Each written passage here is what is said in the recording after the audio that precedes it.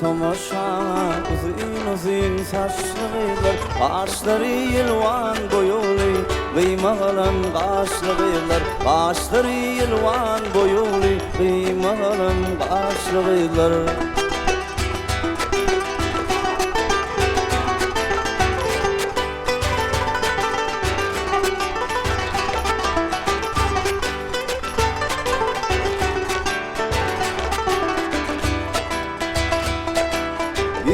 Gider zilene min kurbanin şevilene Gider zilene min kurbanin şevilene Çıkarlar bağın seylene eli totu kuşlu kıylar Çıkarlar bağın seylene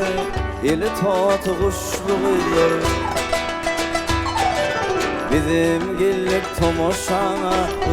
uzun saçlı kızlar Başları yılvan boyuli Kıymağalan kaşlı kızlar Başları yılvan boyuli Kıymağalan kaşlı kızlar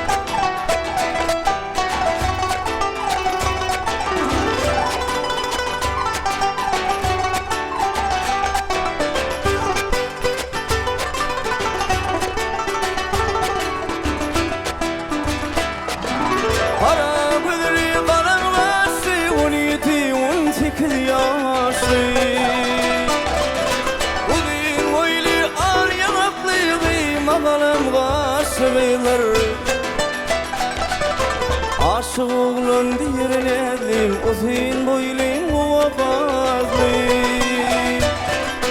Elleri kana boyulum Hüncü kokar dişli kızlar Elleri kana boyulum Hüncü kokar dişli kızlar Gidim gellik tomoşana uzun saçlı kızlar Başları yılvan boyuli Kıymağalan kaşlı kızlar Başları yılvan boyuli Kıymağalan kaşlı kızlar Uzun saçlı kızlar